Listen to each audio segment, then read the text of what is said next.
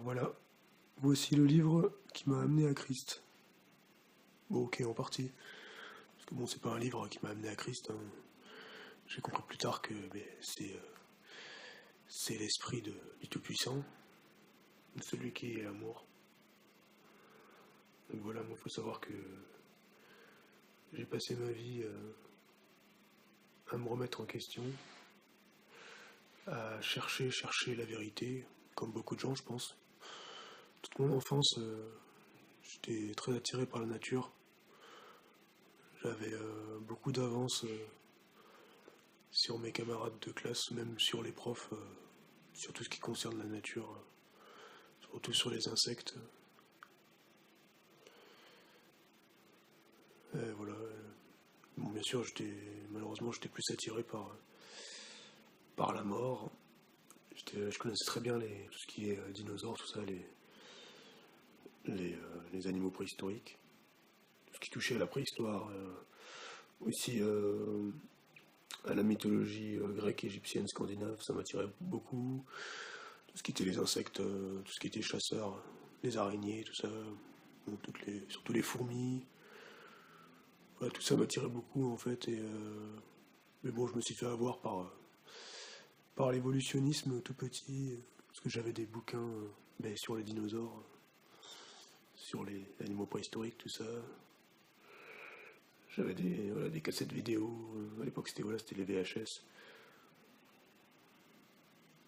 J'avais les séries Predator, séries sur les dinosaures, sur les animaux préhistoriques. Et tout ça, ça m'a vraiment amené à croire, en fait, à un moment donné de ma vie, que la nature, c'était issu du hasard, quoi.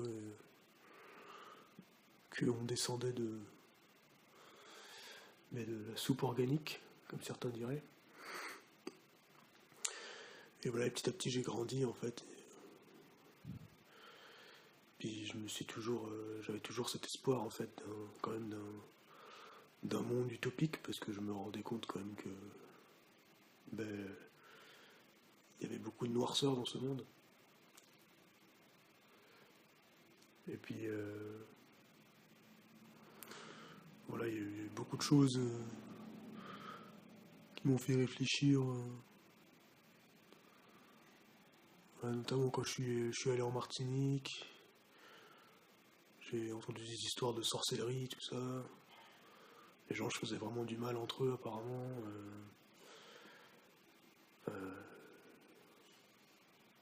Puis là, à ce moment-là, en Martinique, ma grand-mère était catholique et nous faisait réciter des prières qui, pour moi, étaient clairement inutiles, en fait.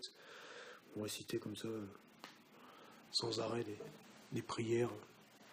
Inutilement, des Notre Père et Je vous salue Marie, il fallait faire ça tous les soirs, des dizaines de fois, comme ça, on savait même pas pourquoi. Et puis, après mon retour, je crois, peut-être l'année d'après, ou 2 ans après, ma mère, elle m'a inscrit, sans me le dire, au catéchisme. Mais alors là,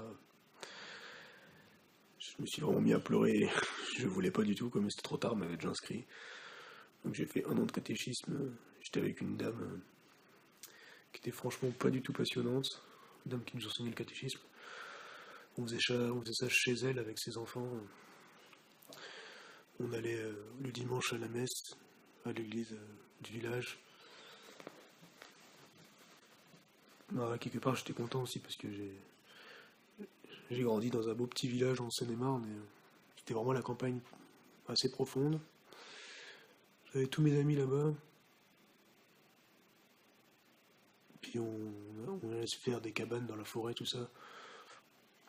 Et là, j'étais très en contact de la nature aussi. Parfois même, je sortais tout seul, souvent dans le jardin ou dans les bois, tout ça, rien que pour observer en fait les animaux, quoi, les insectes, tout ça, tout en fait. Les oiseaux, tout. Les belettes.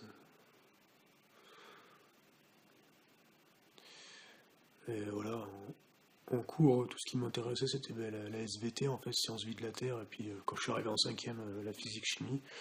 Mais comme dans la physique-chimie, il y avait des maths, et que moi, les maths, à part en primaire, j'étais très fort en maths quand je suis arrivé Au collège, j'étais complètement largué en maths et géométrie parce qu'on a commencé à. Ils ont amené des formules en fait qu'on n'avait pas du tout vues en primaire. Et c'était compliqué, malgré le fait que au CM2 on nous avait quand même préparé un peu au collège. Tout ça, ça a été le début d'un gros échec scolaire. Et en plus de ça, mes parents, ça allait plus du tout. Ils ont fini par divorcer. Ça, c'était très compliqué. Voilà, puis il y a eu un moment donné aussi, mon père est tombé gravement malade, entre guillemets. Accumulation de déchets dans ses reins. Bon, maintenant, à l'époque, je ne le savais pas, mais bon. Je vous expliquerai plus tard parce que le Seigneur m'a vraiment changé, non seulement pendant ma conversion, et en fait il continue de me changer tous les jours et j'apprends tous les jours et en fait j'ai acquis une connaissance de la vie qui est devenue maintenant très très grande grâce à lui et c'est même pas moi, c'est lui en moi en fait. C'est vraiment merveilleux. Et en fait ce bouquin là, je dis que c'est lui qui m'a amené à Christ, mais en fait c'est plutôt Christ qui m'a amené à ce livre. Le Saint-Esprit m'a amené à ce livre. Ouais, parce que après une vie vraiment de débauche et de désespoir intérieur entre les filles qui m'ont fait du mal et à qui j'ai fait du mal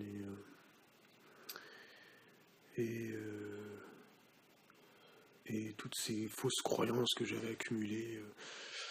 Enfin voilà, j'étais vraiment parti moi quasiment, enfin vraiment dans le satanisme. Je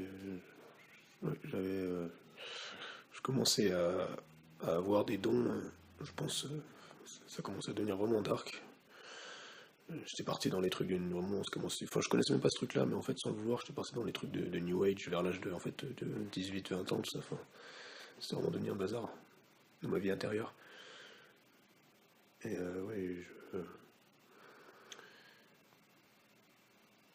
je commençais vraiment à devenir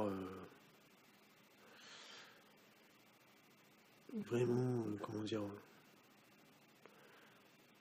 un peu comme les lignes de ma main, mais comme si elles étaient toutes entrelacées.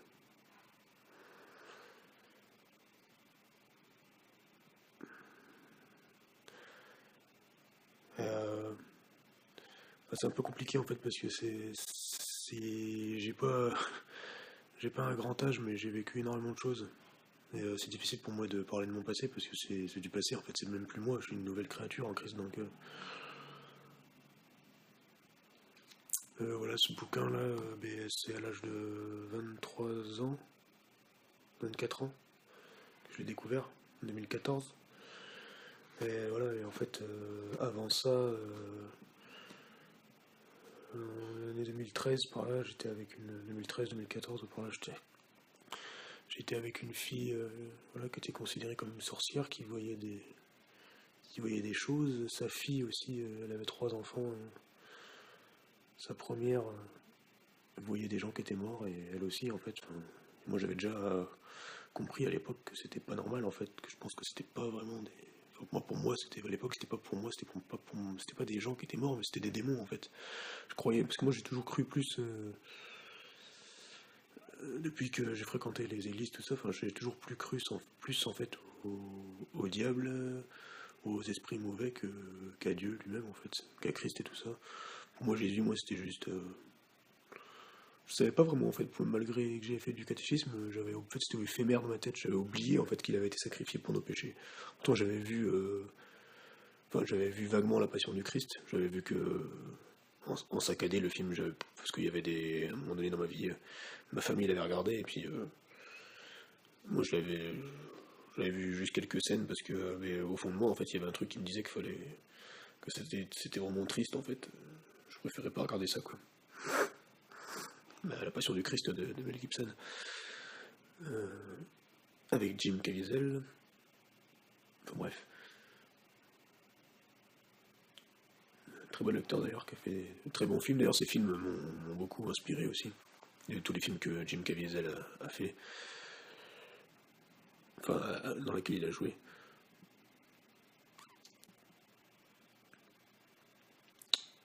Il a fait notamment dernièrement Paul, apôtre de Christ, qui est très bien, dans lequel il joue Luc. Je vous conseille de regarder. Bref. Donc ce livre-là, 2014, j'étais chez Mola, c'est une librairie en Gironde. Pas la peine que je dise forcément la ville. C'est une grande ville en Gironde, voilà. Et en fait, moi, je cherchais pas du tout ça. Je cherchais, dans ce magasin, je cherchais à l'époque, j'étais très intrigué par les chiffres premiers, les nombres premiers, pardon, les mathématiques, tout ça, je voulais me perfectionner dans les mathématiques. Ce que finalement, je n'ai pas fait, parce qu'en fait, j'avais découvert que j'avais une très grande mémoire des chiffres et des codes, que j'ai toujours. Enfin, un peu perdu parce que je pratique moins, bon, ça revient vite. Je disais par exemple, je connaissais la moitié de mon répertoire de contacts téléphoniques par cœur. Je parle des numéros.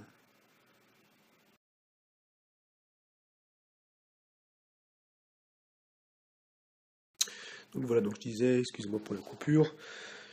Donc j'étais à Mola, je cherchais un livre sur les nombres premiers, et en fait, étrangement, en fait, mon regard s'est posé sur ce livre-là. Et ça m'a rappelé en fait ce dont on parlait avec un ami que j'avais rencontré au karaté, qui en fait c'est aussi par lui aussi que le Seigneur a suscité des questions en fait en moi, et ça m'a rappelé en fait des choses auxquelles je me posais des questions sur certaines choses, et voilà. Puis je sais pas pourquoi j'ai le titre, j'étais là, mais alors si ça se trouve, si on m'avait menti quoi quand j'ai vu ce titre là. Et en fait je me suis mis à lire ce bouquin, et là ça a été un grand choc pour moi, parce que dedans il parle des géants, et dedans il cite beaucoup la Bible. Et dans la Bible on nous parle des géants, mais il parle pas que de ça. En fait, dans ce livre-là, c'est à la fois l'erreur de Darwin, Charles Darwin, mais c'est aussi l'erreur d'un autre. Il parle aussi des erreurs d'un autre scientifique, enfin, scientifique, pas des scientifiques pour moi, ces gens-là. C'était des charlatans, enfin, c'était surtout des gens qui se sont fait avoir. Alors, je sais plus comment il s'appelait, mais c'était aussi un Charles, et c'était celui qui a écrit la théorie des roches.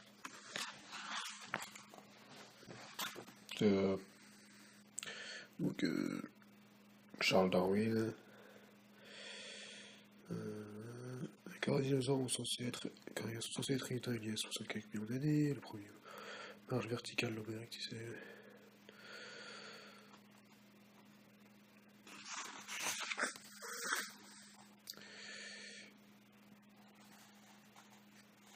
Bon, enfin, je retrouverai pas, voilà, mais ouais, je vous conseille vraiment de lire ce livre, parce que parce qu'en fait il parle pas dedans, oui, c'est les découvertes archéologiques en contradiction avec la théorie de l'évolution. Et voilà, et en fait ça m'a amené sur un chemin, premièrement, parce qu'en fait à la fin de ce livre, il dit en fait il dit clairement en fait que, en gros, je ne vais pas vous spoiler si vous l'avez pas lu, mais en gros, il dit, il en vient à croire que il y a peut-être des extraterrestres, ou alors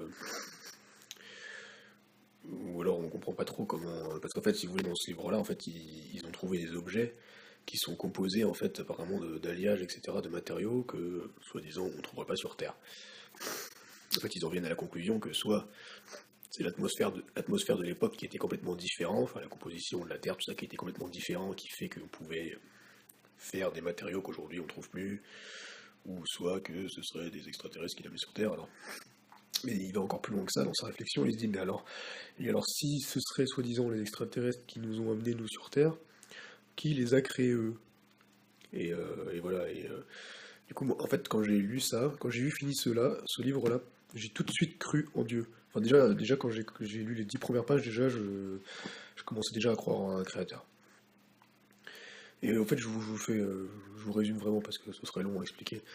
Mais moi, c'était depuis, je sais pas moi, 2012. Ouais, je pense que c'est depuis 2012 où j'ai commencé à vraiment me poser des questions parce que je suis allé en Irlande et en Irlande, j'ai vraiment eu beaucoup d'amour là-bas de la part des gens et ça m'a vraiment éveillé par rapport à l'amour. Et depuis, en fait, j'avais comme une sorte de philosophie qui s'était créée en moi, c'est que je voulais vraiment chercher à aimer toute chose, aimer tout le monde. Et, alors bien sûr, c'est pas avec propre force. Et en fait, donc pour moi, en fait, il y avait un dieu, parce que bizarrement, je m'adressais, en fait, depuis longtemps, je m'adressais au ciel, en fait. Je croyais un peu au spirituel. Disons, je savais pas trop, j'étais un peu entre deux eaux. Et, et du coup, quand j'ai lu ce livre-là, j'ai tout de suite cru en un créateur. Et je suis allé encore plus loin, en fait, dans mes recherches sur Internet, tout ça. Et voilà, il y a un frère qui m'a conseillé de regarder certaines vidéos sur la... Parce que moi, comme je m'intéressais beaucoup à la biologie, tout ça, il m'a montré certaines vidéos sur la microbiologie, en fait, qui rentrait vraiment en profondeur, où là, on voit vraiment la complexité et en même temps la simplicité, je dirais, en même temps la beauté, en fait, mais rien que l'être humain, en fait, comment il est composé dans le microscopique, l'ADN, tout ça, comment c'est complexe, et comment c'est codé, c'est pas possible, en fait, que... On sait, en fait, par exemple, en mathématiques, enfin, où tous les ingénieurs, ils savent très bien que quelque chose qui a été codé, en fait, quelque chose qui est, comment dire, ouais, codé, en fait, il y a une intelligence design, en fait, ça c'est le principe de- du design intelligent, intelligence design. En fait, j'avais vu une émission aussi où je crois qu'elle était passée en 94, mais j'avais revu moi sur YouTube, où c'était un groupe en fait de scientifiques qui s'étaient réunis pour parler en fait des problèmes que posait la théorie de l'évolution de Charles Darwin. Enfin, bon, en fait, c'est pas de lui vraiment, c'est de son grand-père qui était franc-maçon d'une grande secte noire, sataniste, très haut niveau, 33e degré, franc-maçonnerie. Il a juste piqué en fait les. Voilà, enfin, il a juste été influencé en fait par son grand-père. Enfin bref, et puis il faut savoir que Charles Darwin, il a quasiment pas fait d'études en fait en biologie tout ça, et même lui-même en fait avait même dit en fait que dans ses livres que si ce qu'il avait découvert, ça marchait pas forcément en fait, c'est pas lui en fait clairement qui a vraiment mis en avant en fait là, parce que maintenant c'est plus devenu une théorie, c'est devenu une loi, hein, faut savoir, alors que ça a jamais été prouvé. Ce sont des scientifiques en fait qui sont venus après lui. C'est bien de scientifiques du monde entier en fait. Enfin, c'est les scientistes, tout ça, la secte du scientisme, eux qui ont mis en avant le truc et enfin, qui ont exagéré la chose en fait. Mais c'est absolument pas prouvé. Enfin, bref, vous conseille de regarder les travaux, les vidéos de Ken Tovind. Moi, ça m'a beaucoup aidé par rapport à ça, où il explique ce que c'est. Déjà, faut savoir qu'il y a six. Quand on parle d'évolution, il faut savoir de quelle évolution on parle. Et la théorie de l'évolution de Darwin, il la démonte en 2 minutes, quoi. Puis un vrai mathématicien qui cherche vraiment. Moi, j'ai vu des vidéos sur internet aussi de mathématiciens qui déglinguent en 2 secondes la théorie de l'évolution, quoi. Par exemple, moi, ce qui m'avait percuté, c'était les bactéries. Le flagelle bactérien, c'est ce qui propulse certaines bactéries. C'est une sorte de queue, en fait, qu'ont les bactéries. Ben, c'est propulsé par un moteur, en fait, qui est semblable à un moteur hors bord des bateaux. Et si vous enlevez une pièce, en fait, de ce moteur, ça peut pas fonctionner. Ça prouve, en fait, que l'évolution hasardeuse n'a pas pu amener ça. Parce qu'il faut toutes les pièces du moteur assemblées, sinon ça fonctionne pas. Et c'est pareil pour tout corps, pour tout être vivant. Voilà, un être humain, enlevez-lui, enlevez le foie à quelqu'un, voilà, enfin, vous pouvez, ça n'existe pas, quoi. Il y a personne qui peut naître, en fait, correctement et se reproduire correctement, en fait, sans... Enfin voilà, on n'aurait pas pu, en fait, Comme ça, petit à petit, en fait, l'évolution nous donnait tac, un organe par là, un organe par-ci. C'est pas possible, en fait. Tout le système, en fait, fonctionne ensemble. Voilà, par exemple, moi je sais aujourd'hui que le deuxième cerveau du corps humain, c'est les intestins. Et si on n'avait pas les intestins, on aurait aucune immunité, en fait. C'est là où il y a la plus grande immunité dans le corps, en fait. Enfin, bon, regardez les vidéos de Thierry Casanova, il est extrêmement calé là-dedans. Et voilà, et moi en fait, voilà, après avoir lu ce bouquin, j'ai continué, j'ai lu d'autres bouquins en fait qu'on m'a prêté, notamment de, comment il s'appelle, Laurent Glosy, pas confondre avec Laurent Voulzy, rien à voir. Laurent Glosy, qui est un chercheur de vérité, c'est un catholique, il me semble, qui a écrit notamment un livre que j'ai lu, j'ai dévoré, qui s'appelle Les géants et l'Atlantide, secret de l'archéologie interdite. Alors celui-là, il m'a pulvérisé parce que là, il dénonce en fait et il cite carrément des scientifiques en fait qui ont avoué sur leur lit de mort que, par exemple, ben, l'Homo erectus, c'était du fake, enfin voilà, l'Homo ergaster, tout ça, que ça a été des trucs inventés en fait, que ben, c'était par exemple des recompositions assimilation d'os de chimpanzés ou d'orang-outans mélangés avec des os d'êtres humains, enfin, des faux poils, etc. Enfin, bon, c'était vraiment des gros mensonges. Par exemple, Lucie aussi, Lucie, il faut savoir qu'ils ont retrouvé presque rien en fait comme ossement, parce qu'à l'école on nous parle de ça, mais ils ont retrouvé peut-être, je sais plus, mais dans son livre il le cite, mais vous pouvez me retrouver sur YouTube des vidéos qui en parlent, mais ils ont retrouvé, je crois, juste un morceau de crâne et au niveau des jambes, je crois un os de jambe, un truc comme ça. Enfin, bon, c'était vraiment n'importe quoi. Ça se trouve, ça appartenait à un chimpanzé.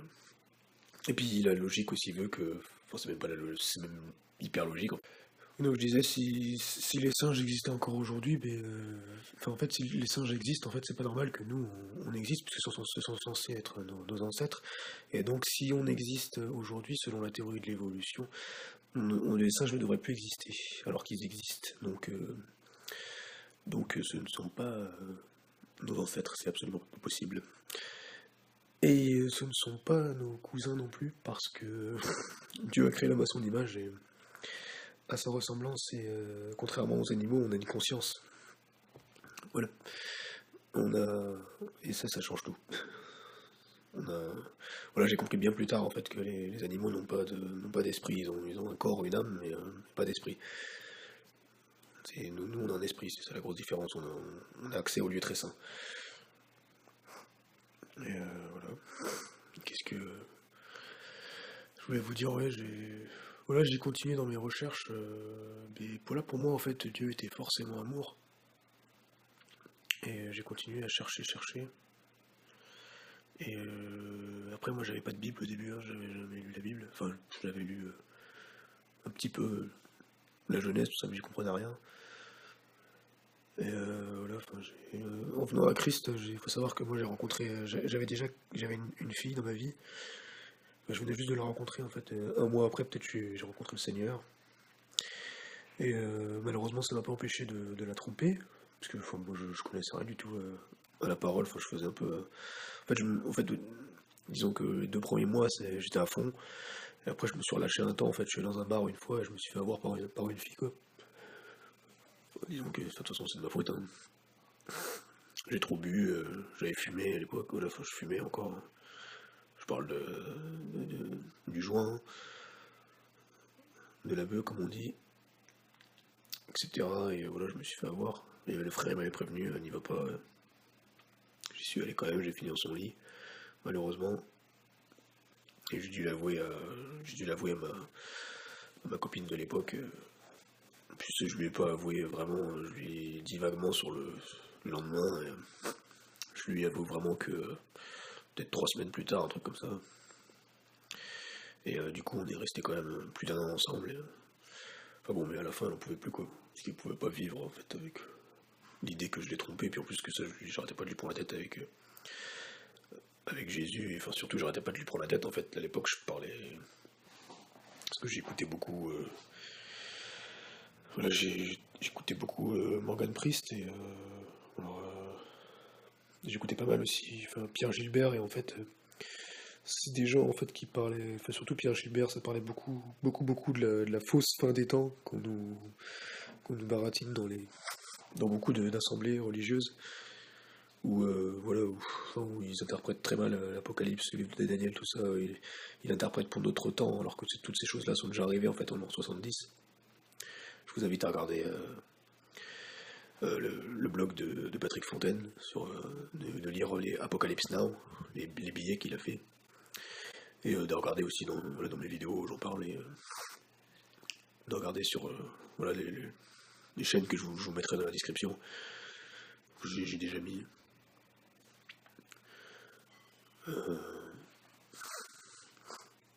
Voilà, et en fait, moi, c'était voilà, c'était au début.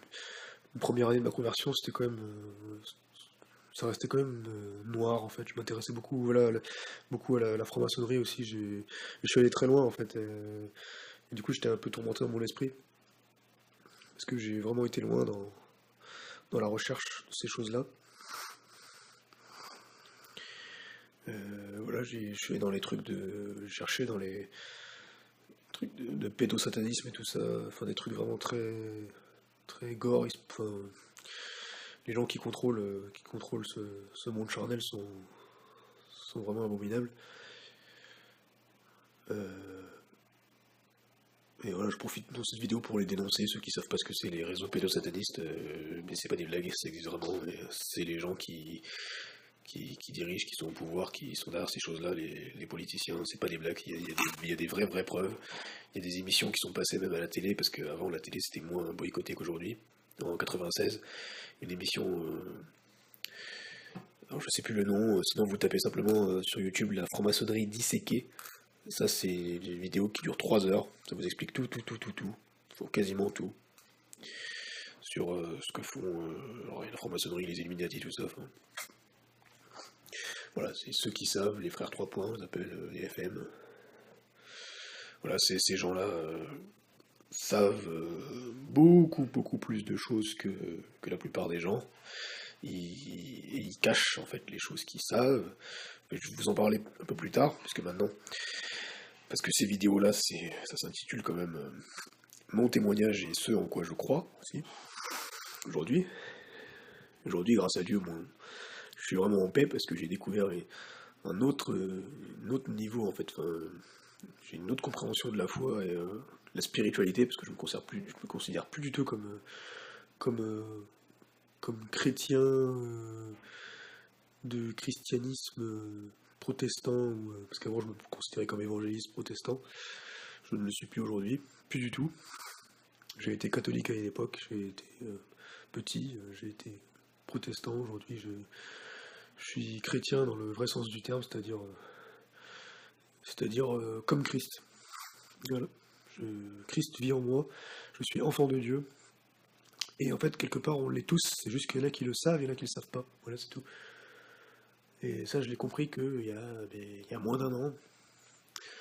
Voilà, et voilà, pour continuer mon témoignage, voilà, j'ai continué en fait à fréquenter, j'ai essayé fréquenter des sœurs, j'ai fait un peu n'importe quoi. Euh, euh, voilà, et puis au niveau de mes connaissances, en fait, oui, voilà, faut savoir que dans ce livre-là, mais quand j'ai lu ça, mais je croyais encore à la préhistoire, aux dinosaures, tout ça. C'est juste que je croyais que c'était plus de la préhistoire, que c'était des créatures qui avaient bien existé, mais qui étaient beaucoup plus récentes en fait que ce qu'on nous avait dit. Aujourd'hui, par exemple, je crois plus du tout en la préhistoire et je crois plus du tout ni aux dinosaures. Ni aux animaux préhistoriques. Alors pas tous, parce que les mammouths, ils ont bien existé, parce que c'est pas des animaux préhistoriques, c'était des cousins des éléphants, ça n'a rien à voir. C'était pas des ancêtres des éléphants. Il y en a encore qui sont congelés dans la glace. Même les Inuits, apparemment, nourrissent encore leur chien de traîneau avec de la viande de mammouth. Ouais, après ça, j'ai pas creusé ce truc-là, mais je pense que c'est vrai. Mais bon, faut savoir que en Chine, il y a La Chine, c'est très très vaste. Je connais quelqu'un qui habite en Chine. Et en Chine, il y a une grande usine gigantesque de fabrication d'ossements de dinosaures, donc du fake. Et il faut savoir que si vous allez dans un musée, vous pouvez y aller, vous pouvez tester, je vous lance le défi de tester, d'aller dans un musée et de demander à voir des vrais ossements de dinosaures ou d'animaux préhistoriques. Vous demandez au directeur du musée de vous montrer les vrais ossements, pas les faux, mais les vrais. Et il va vous dire que c'est pas possible parce qu'ils sont enfermés dans des lieux, sécurisés parce qu'ils sont trop fragiles. Voilà, ils vous diront tous ça, parce qu'il n'y a pas un seul vrai ossement dans les musées, ça n'existe pas. C'est que des reproductions, il n'y en a pas un seul. Donc, conclusion, ça n'existe pas.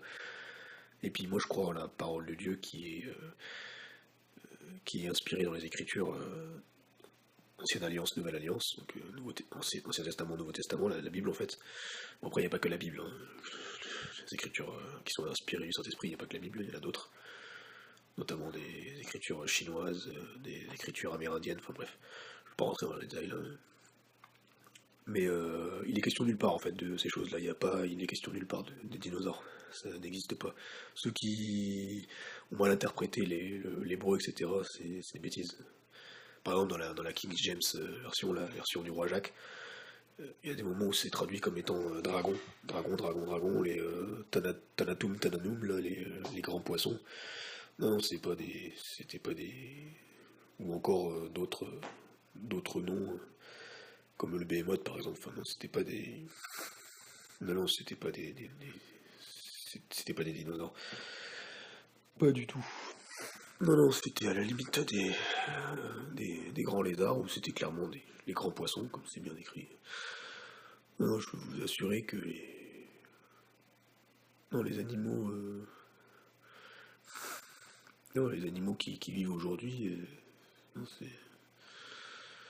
non, la Terre est très très récente en fait. La Terre, elle a,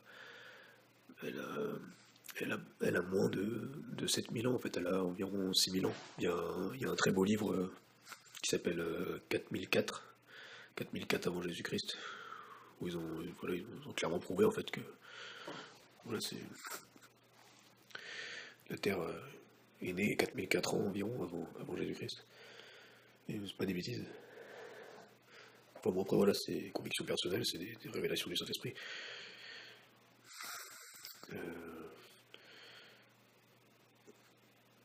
Voilà, et bon, je vais arrêter là, je pense que ce sera la première partie. Parce que mais je perds un peu le fil, voilà. Je vais reméditer un peu et prier un peu et réfléchir un peu à comment je vais continuer ce témoignage. Et en attendant, voilà, soyez bénis, cherchez Christ en vous. Là, quand je parle de Christ, en fait, c'est la vie qui est en vous, c'est El Shaddai, le Tout-Suffisant, il habite en vous, en fait. En fait, Jésus-Christ, il est devenu Christ, en fait, par la résurrection après la croix. C'est sa résurrection.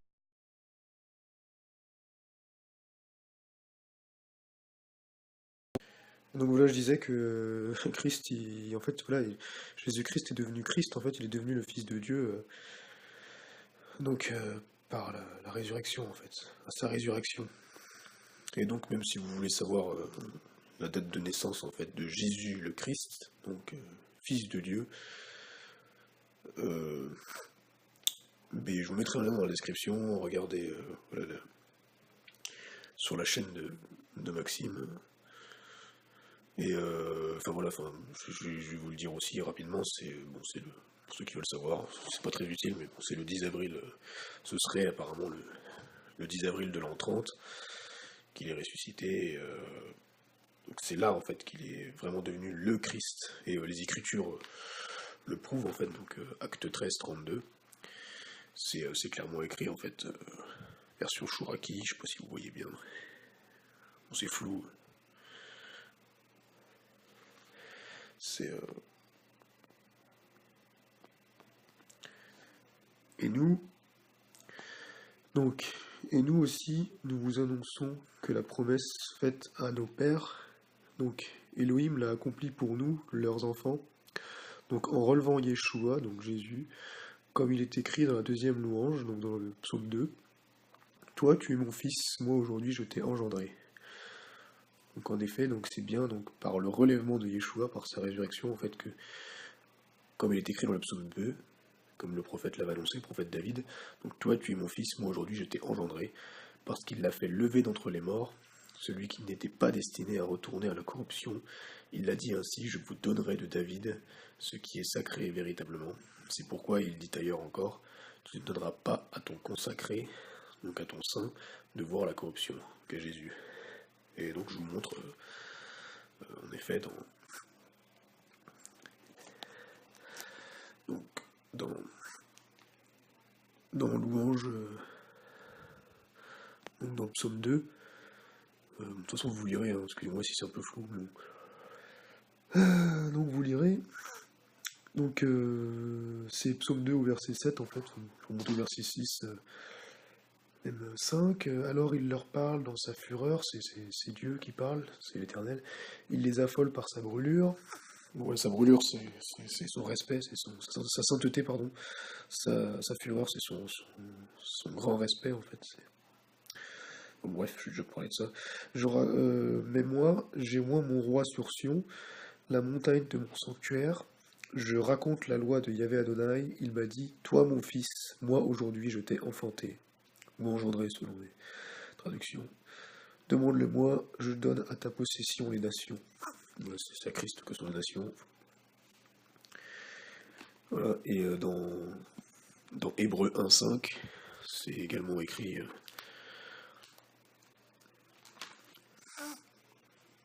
C'est également écrit que. Il s'est écrit, oui, voilà. Oui, auquel des messagers, donc auquel des anges a-t-il jamais dit, toi, mon fils, pareil, il recite encore le psaume 2, moi-même, aujourd'hui, je t'ai engendré, et encore, je suis à lui pour père, lui, il sera à moi pour fils. Et encore, quand il introduit l'aîné dans l'univers, il dit que tous les messagers de l'Adon se prosternent devant lui. Et pour les messagers, il dit, il fait de ses messagers des souffles, des esprits, et de ses serviteurs une flamme de feu, enfin bref. Voilà, c'était juste pour vous dire, pour conclure que, que Christ, en fait, c'est Dieu qui s'est fait. C'est le Christ est l'engendrement en fait de Dieu qui s'est fait homme et qui est mort et ressuscité en fait, qui s'est crucifié. Voilà, il a été lui-même en fait, il a voulu lui-même en fait être livré en fait comme du bétail à l'abattoir. Et voilà, il a été sur la croix par lui-même en fait, même si c'est physiquement ce sont des gens qui lui ont conduit, mais il s'est laissé faire. Et puis s'il aurait vraiment voulu, non, comme il a dit à Pierre, il me semble, ne crois-tu pas que je pourrais faire venir 12 légions d'anges? Voilà, enfin 12 légions d'anges, c'est environ 84 000 anges, si vous voulez une idée. Bref, il aurait très bien pu ne pas aller sur la croix, mais c'était le seul moyen de sauver, car il devait se faire sacrificateur. Enfin, moi, je vous conseille de lire Hébreu, de méditer Hébreu, vous allez comprendre ce qui s'est passé à la croix.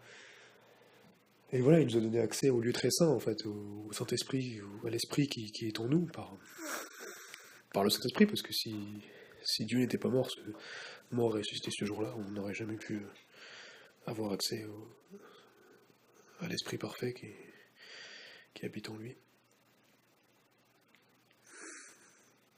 Voilà. Voilà, que la paix soit formée en vous. Et à la prochaine. Merci d'avoir écouté. Ciao.